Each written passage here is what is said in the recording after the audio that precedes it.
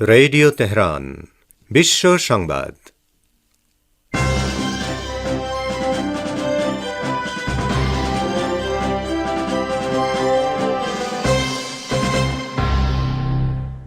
সংবাদ শিরোনাম।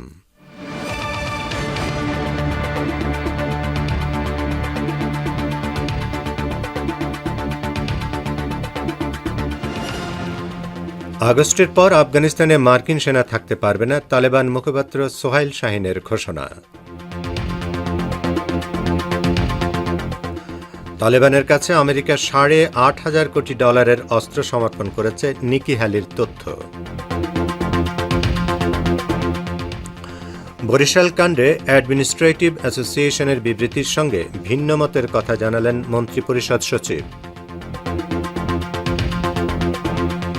এবং আফগানিস্তান ইস্যুতে সর্বদলীয় বৈঠক ডাকার সিদ্ধান্ত নিয়েছেন ভারতের প্রধানমন্ত্রী নরেন্দ্র মোদী।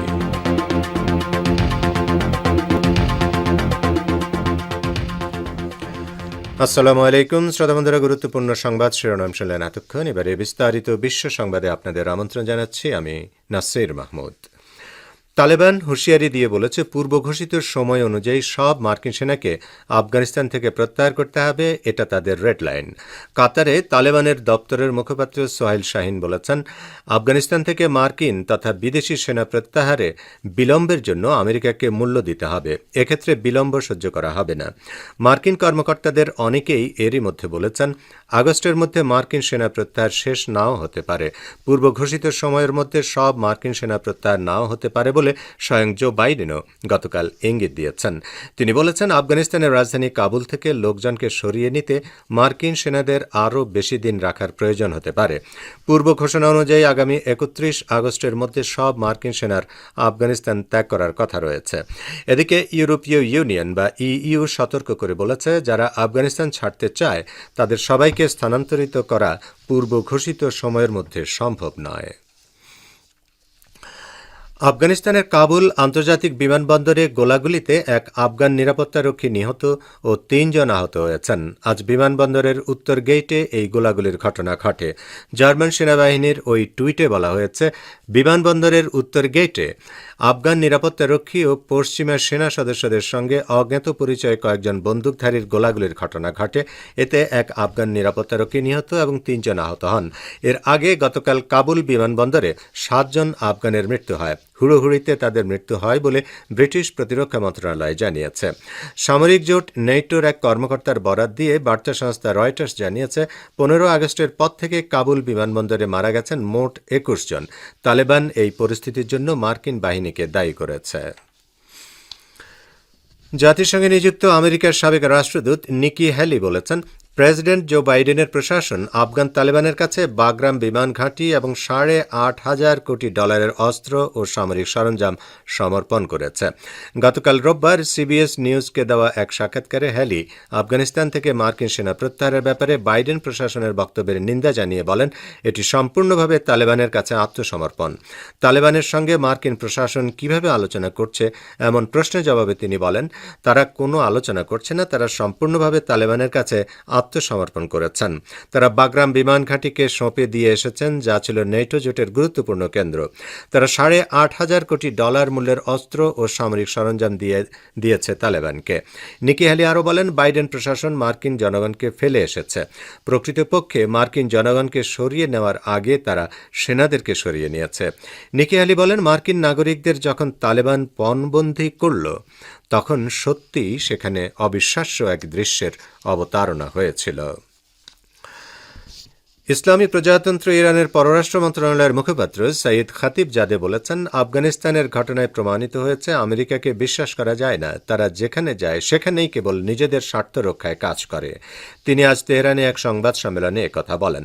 খাতিবজাদে আরও বলেছেন, আফগানিস্তানের চলমান পরিস্থিতিতে ওইসব লোকের জন্য বড় শিক্ষা রয়েছে যারা মনে করে আমেরিকা তাদের নিরাপত্তা নিশ্চিত করবে। তিনি বলেন, আমেরিকা প্রমাণ করেছে নিজ স্বার্থ ছাড়া আর কিছুই তারা বোঝে না এবং মিত্রদের স্বার্থ ও নিরাপত্তাও তাদের কাছে গুরুত্বপূর্ণ নয়। আফগানিস্তানকে ক্ষয়ক্ষতি ও দারিদ্র্য ছাড়া আর কিছুই আমেরিকা দিতে পারেনি বলে তিনি মন্তব্য করেন। ইরানের পররাষ্ট্র মন্ত্রণালয়ের মুখপাত্র বলেন, ইরান সবসময় আঞ্চলিক শান্তি ও নিরাপত্তার রক্ষায় চেষ্টা চালিয়েছে এবং প্রতিবেশী দেশগুলো এক্ষেত্রে সহযোগিতা করছে। তবে আফগানিস্তানের বর্তমান পরিস্থিতিতে মানবাধিকারের দাবিদার শক্তিগুলোর নীরবতায় বিস্ময় প্রকাশ করেছেন খাতিবজাদে। লেবাননের ইসলামী প্রতিরোধ আন্দোলন হিজবুল্লাহর মহাসচিব সৈয়দ হাসান নাসরুল্লাহ বলেছেন, দেশের বর্তমান সংকট হচ্ছে একটি যুদ্ধের লক্ষণ, যার নেতৃত্বে রয়েছে বৈরুতে অবস্থিত মার্কিন দূতাবাস ও তার রাষ্ট্রদূত। হিজবুল্লাহ আন্দোলনের সদস্য আব্বাস আল ইয়াতামার স্মরণে আয়োজিত এক অনুষ্ঠানের উদ্বোধনী বক্তব্যে সৈয়দ হাসান নাসরুল্লাহ একথা বলেন। তার বক্তব্য টেলিভিশনের মাধ্যমে সম্প্রচার করা হয়। হিজবুল্লাহ মহাসচিব বলেন, প্রতিরোধ আন্দোলন এবং সমস্ত সত্যিকারের জাতীয়তাবাদী শক্তির বিরুদ্ধে যুদ্ধ শুরু হয়েছে, যার নেতৃত্বে রয়েছে বৈরুতে অবস্থিত মার্কিন দূতাবাস। 2005 সালের পর থেকে এ পর্যন্ত ওই দূতাবাসের যত রাষ্ট্রদূত এসেছেন তারা সবাই হিজবুল্লাহ বিরোধী যুদ্ধে লিপ্ত ছিলেন। হিজবুল্লাহ মহাসচিব বলেন, বৈরুতে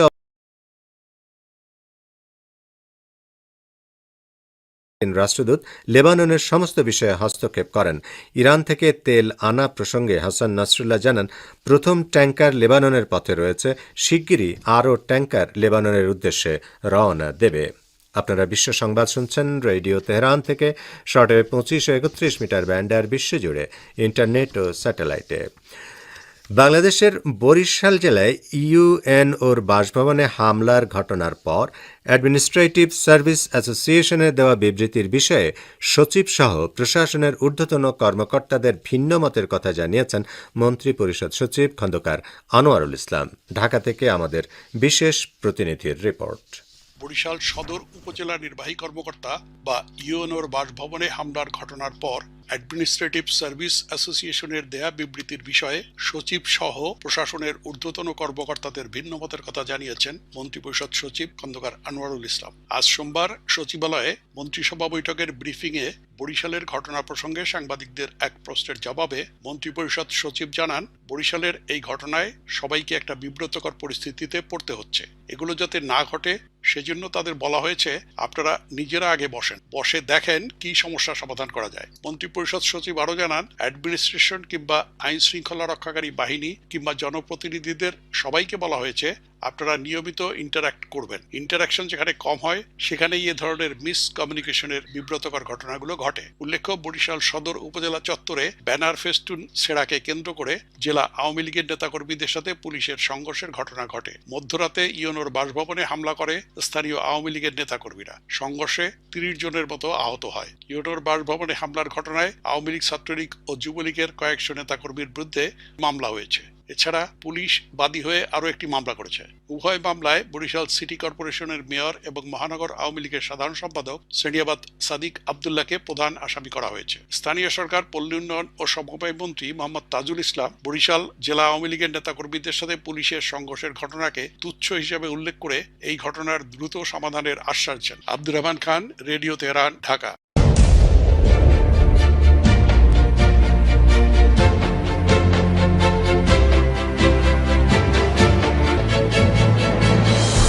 রেডিও তেহরান, খবরের সঙ্গে 24 ঘন্টা। ভিজিট করুন আমাদের ওয়েব পেজ farstoday.com/bn।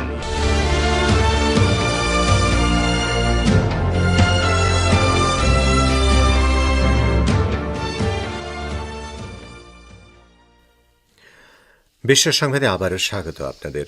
টিকা সংকটের কারণে গণটিকার কার্যক্রম আপাতত আর হচ্ছে না বলে জানিয়েছেন স্বাস্থ্যমন্ত্রী জাহিদ মালেক। এছাড়া টিকা প্রাপ্তির সাপেক্ষে নিবন্ধন নেওয়া হবে বলে জানান তিনি।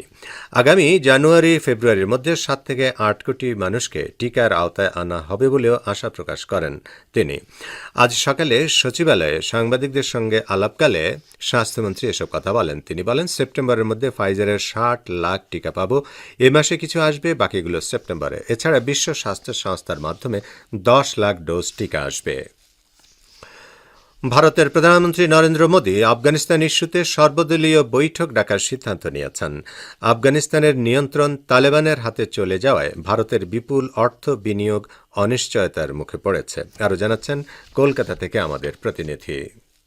ভারতের প্রধানমন্ত্রী নরেন্দ্র মোদী আফগানিস্তান ইস্যুতে সর্বদলীয় বৈঠক ডাকার সিদ্ধান্ত নিয়েছেন। কেন্দ্রীয় পররাষ্ট্রমন্ত্রী এস জয়শঙ্কর ওই তথ্য জানিয়েছেন। আগামী ২৬ আগস্ট বেলা ১১টায় সর্বদলীয় বৈঠক অনুষ্ঠিত হবে। বৈঠকে পররাষ্ট্র মন্ত্রণালয় বিরোধীদের সমস্ত প্রশ্নের উত্তর দেবে। আজ সোমবার পররাষ্ট্রমন্ত্রী এস জয়শঙ্কর সামাজিক যোগাযোগ মাধ্যমে এক বার্তায় বলেন, আফগানিস্তানের ঘটনাক্রমের পরিপ্রেক্ষিতে প্রধানমন্ত্রী নরেন্দ্র মোদী পররাষ্ট্র মন্ত্রককে নির্দেশ দিয়েছেন রাজনৈতিক দলগুলোর নেতাদের অবহিত করার জন্য। সংসদ বিষয়ক মন্ত্রী প্রহ্লাদ যোশী ওই বিষয়ে আরও তথ্য দেবেন। আসলে বিরোধীরা প্রতিনিয়ত প্রশ্ন তুলছিল যে ভারত সরকার আফগানিস্তানে প্রচুর বিনিয়োগ করেছে। এমন পরিস্থিতিতে যখন তালেবান আফগানিস্তান দখল করতে যাচ্ছে তখন ভারত সরকারের কৌশল কী হবে? এসব প্রশ্নের উত্তর দিতে সর্বদলীয় বৈঠক ডাকা হচ্ছে। আফগানিস্তান থেকে ১৪৬ জন ভারতীয় নাগরিককে সরিয়ে নেওয়া হয়েছে। কাতারের রাজধানী থেকে ৪টি ভিন্ন ভিন্ন বিমানে সোমবার তারা ভারতে পৌঁছেছে। এই বেসামরিক মানুষজনকে গত কয়েকদিনে কাবুল থেকে দোহা নিয়ে যাওয়া হয়েছিল মার্কিন ও উত্তর আটলান্টিক চুক্তি সংস্থা ন্যাটোর বিমানে। ভারত আফগানিস্তান থেকে মানুষজনকে বের করে আনার জন্য আমেরিকা, কাতার, তাজিকিস্তান এবং অন্যান্য অনেক বন্ধু দেশের সাথে সমন্বয় স্থাপন করেছে। আফগানিস্তানের রাজধানী থেকে নিজেদের নাগরিকদের সরিয়ে নেওয়ার প্রচেষ্টার অংশ হিসেবে ভারতে পর্যন্ত 4টি ফ্লাইটের মাধ্যমে 2 আফগান এমপি সহ 400 জনেরও বেশি মানুষকে দেশে ফিরিয়ে এনেছে। Abdul Hakim, radio Tehran, Kolkata. S-400 ক্ষেপণাস্ত্র প্রতিরক্ষা ব্যবস্থা নিয়ে নতুন একটি চুক্তি করতে যাচ্ছে তুরস্ক এবং রাশিয়া। এই চুক্তির অধীনে আঙ্কারা মস্কোর কাছ থেকে নতুন করে আরও কিছু S-400 ক্ষেপণাস্ত্র প্রতিরক্ষা ব্যবস্থা কিনবে। রাশিয়ার অস্ত্র রপ্তানিকারক সংস্থা রোজো বোরনেক্সপোর্টের প্রধান নির্বাহী কর্মকর্তা আলেকজান্ডার মিখেভ আজ একথা জানিয়েছেন। তিনি বলেন, মধ্যম থেকে দীর্ঘ পাল্লার ক্ষেপণাস্ত্র প্রতিরক্ষা ব্যবস্থা নিয়ে তুরস্কের সঙ্গে শিগগিরই নতুন করে একটি চুক্তি সই হবে। রাশিয়ার এই কর্মকর্তা আরও জানান, বিষয়টি নিয়ে আঙ্কারার সঙ্গে আলোচনা চলছে এবং চূড়ান্ত পর্যায়ে রয়েছে। আমাদের এই মিত্রের সঙ্গে চুক্তির আনুষ্ঠানিকতা শিগগিরই শুরু করব। তুরস্কে অনুষ্ঠিত আন্তর্জাতিক সামরিক প্রদর্শনীর প্রশংসা করে আলেকজান্ডার মিখেভ বলেন, এটি রাশিয়ার জন্য সফল ছিল। প্রদর্শনী থেকে মস্কো অনেক অস্ত্র এবং সামরিক সরঞ্জাম বিক্রির প্রস্তাব পেয়েছে। ফিলিস্তিনের পবিত্র জেরুজালেম আল কুদস শহর এবং আল আকসা মসজিদ কমপ্লেক্সে দফায় দফায় ইহুদিবাদী ইসরায়েলের হামলার বিরুদ্ধে হুঁশিয়ারি উচ্চারণ করেছে আরব লীগ। সংস্থাটি বলেছে, তেল আবিবের এই ভূমিকা বেআইনি এবং পবিত্র আল আকসা মসজিদের ঐতিহাসিক মর্যাদার চরম অবমাননা। ইসরায়েলের অব্যাহত আগ্রাসন আন্তর্জাতিক শান্তি ও নিরাপত্তার প্রতিও মারাত্মক হুমকি সৃষ্টি করেছে। দখলদার ইহুদিবাদীদের পক্ষ থেকে পবিত্র আল আকসা মসজিদে আগুন লাগানোর 52তম বার্ষিকীতে আরব লীগ গতকাল এই হুঁশিয়ারিমূলক বিবৃতি দিয়েছে। 1969 সালের 21 আগস্ট অধিকৃত ফিলিস্তিনি ভূখণ্ডে বসতি স্থাপনকারী অস্ট্রেলীয় ইহুদি নাগরিক ডেনিস মিশেল রোহান ইসরায়েলের সরকারি কর্মকর্তা ও সামরিক বাহিনীর সহায়তায় আল আকসা মসজিদে আগুন ধরিয়ে দেয়। এ ঘটনায় মসজিদের দক্ষিণ পূর্ব অংশ মারাত্মকভাবে ক্ষতিগ্রস্ত হয়। ইরানের ইসলামী বিপ্লবী গার্ড বাহিনী বা আইআরজিসির প্রধান মেজর জেনারেল হোসেন সালামি বলেছেন, প্রাণঘাতী করোনা ভাইরাসের টিকা আমদানির ব্যাপারে নিরাপত্তার বিষয়টি নিশ্চিত হওয়ার পরেই শুধুমাত্র বিশ্বস্ত দেশগুলো থেকে তা আনা হয়েছে। গতকাল ইরানের দক্ষিণ পূর্বাঞ্চলীয় কেরমান প্রদেশে করোনা পরিস্থিতির উপর আলোচনা করতে গিয়ে তিনি একথা বলেন। তিনি বলেন, শত্রুদের প্রতি চরম অবিশ্বাস থাকার কারণ আমরা শত্রুদেরকে বিশ্বাস করি না এবং তাদেরকে আমাদের জনগণের দেহে টিকা দেওয়ার সুযোগ দিতে পারি না, কারণ আমরা জানি যে শত্রুদের নিশ্চিত লক্ষ্য হচ্ছে ইরানি জনগণকে পঙ্গু বানানো। তো শ্রোতা বন্ধুরা, আমাদের নিউজ ডেস্কে এই ছিল এখনকার মতো সর্বশেষ বিশ্ব সংবাদ। সঙ্গে থাকার জন্য আপনাদের অনেক অনেক ধন্যবাদ।